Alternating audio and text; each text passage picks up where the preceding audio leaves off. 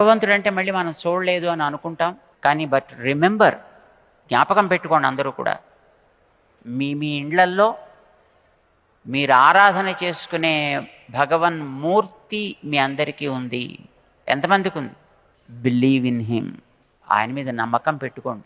మీరు ఇతరమైనటువంటి గుళ్ళు గోపురాలు మీరు తిరుగుతారు, తిరగండి, అదేం తప్పేం కాదు. కానీ మన ఇంట్లో ఆరాధన చేసుకునే భగవన్ మూర్తి కంటే ప్రపంచంలో ఏది మనకి గొప్ప కాదు.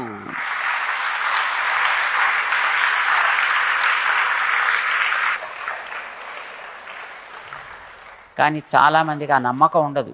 మేము చాలామందిని చూసాం, వాళ్ళ ఇంట్లో ఏదో కార్యక్రమం పెట్టుకుంటే ఎక్కడి నుంచో పక్క నుంచి విగ్రహాలను తెప్పించుకుని వాటికి పెద్ద ఉత్సవం చేస్తారు. ఇంట్లో ఉండేటటువంటి పాపం ఆ స్వామి పాపం దిక్కు మొక్కు లేకుండా ఆయన అలాగే పక్కన వచ్చిన గూళ్ళో పడుంటాడు. అలాగే జ్ఞాపకం పెట్టుకోండి, మన ఇంట్లో మన కోసం వచ్చిన, మనం రోజు ఆరాధన చేసుకోవడానికి అవకాశం ఇచ్చినటువంటి విగ్రహమూర్తిలో ఉండేటటువంటి ఆ స్వామి, అది చిన్న మూర్తి కావచ్చు, పెద్ద మూర్తి కావచ్చు, what ever the size of the Murthy maybe, it's not the size that matters. పెద్దది చిన్నది కాదండి.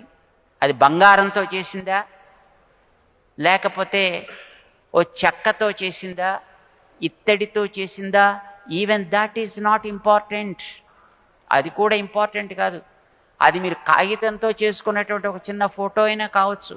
కానీ దాన్ని మీరు విశ్వసించి ఆరాధన చేసుకునే మూర్తిగా మీరు మలచుకుంటే దానికంటే ప్రపంచంలో గొప్పది మరొకటి ఉండనే ఉండదు. ఆ నమ్మకంతో మీరు చూడండి, మాట్లాడండి, అడగండి. అడిగినవన్నీ ఇస్తాడని ఎక్స్పెక్ట్ చేయకండి. కానీ మీకు అడగాలనిపిస్తే అడగండి, చెయ్యాలనిపిస్తే చేయండి. But even otherwise he is our boss and he takes care of us.